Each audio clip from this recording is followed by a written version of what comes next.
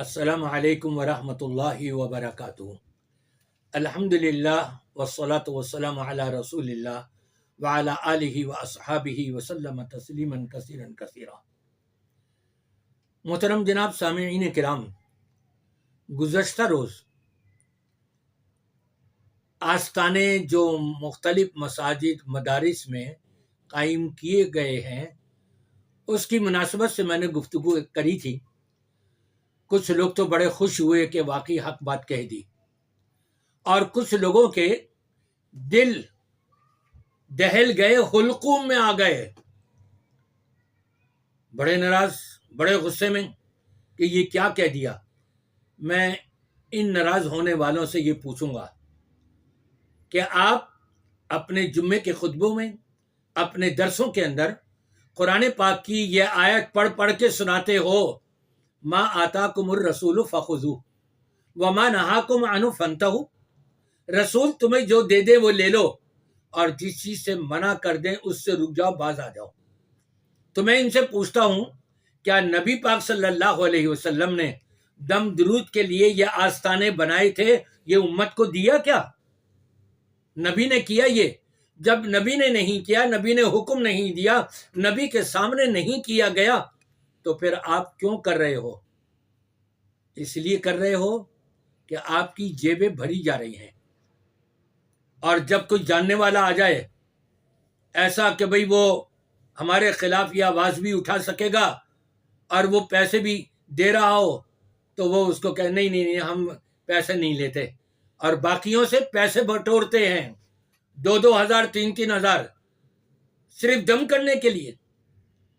کتنا بڑا دھوکہ ہے۔ یخادعون اللہ والذین آمنوا، یہ اپنے جانے میں اللہ کو اور ایمان والوں کو دھوکہ دینا چاہتے ہیں۔ وما یخدعون الا انفسهم وما یشعرون، یہ اللہ رسول کو اور ایمان والوں کو دھوکہ نہیں دے سکتے، یہ تو اپنے ہی نفسوں کو دھوکے میں ڈال رہے ہیں۔ سمجھ بوجھ نہیں رکھتے، شعور نہیں رکھتے، بے وقوف بنے ہوئے ہیں۔ یعنی یہ سب سے بڑی بے وقوفی ہے کہ ایک حق بات آ جانے کے باوجود یہی حق بات ہم دوسروں کو سناتے رہیں، کہتے رہیں، اور جب ہمارے اوپر یہ حق بات آ جائے اور ہمارے خلاف ہو رہی ہو، ہم چھوڑنے کے لیے تیار نہ ہوں۔ نبی پاک صلی اللہ علیہ وسلم سے اگر اس طریقے سے دم درود کا سلسلہ ملا ہے کہ مسجدوں میں عورتوں کی اور مردوں کی بھرمار ہوئی ہے، اور وہ بیٹھے ہوئے ہیں اور بے پردگی بھی ہو رہی ہے، اگر یہ چیز وہاں مسجد نبوی میں ہوتی رہی، یقیناً آپ کریں، لیکن جب آپ کے پاس کوئی ثبوت نہیں تو گویا کہ آپ قرآن پاک کی اس آیت کے منکر بنے ہوئے ہیں۔ جو آیت کا منکر ہو جائے، اللہ اور اس کے رسول کے پیغام کا منکر ہو جائے، اس کا شمار کن لوگوں میں ہوگا؟ ایمان والوں میں؟ ہرگز نہیں۔ اپنے آپ کو ایمان والا بنائیں۔ یا ایھا الذین آمنوا آمنوا، ایمان کا دعویٰ کرنے والوں، اپنے آپ کو ایمان والا کہلانے والوں، اے ایمان والوں تم ایمان تو لے آؤ پکا سچا۔ یا ایھا الذین آمنوا ادخلوا فی السلم کافہ، اللہ تعالیٰ فرماتا ہے مسلمانوں اسلام کے اندر پورے کے پورے مکمل داخل ہو جاؤ۔ یہ نہیں نمازیں بھی ہو رہی ہیں اور یہ بربادی والے کام بھی ہو رہے ہیں، یہ اللہ رسول کو پسند نہیں ہے۔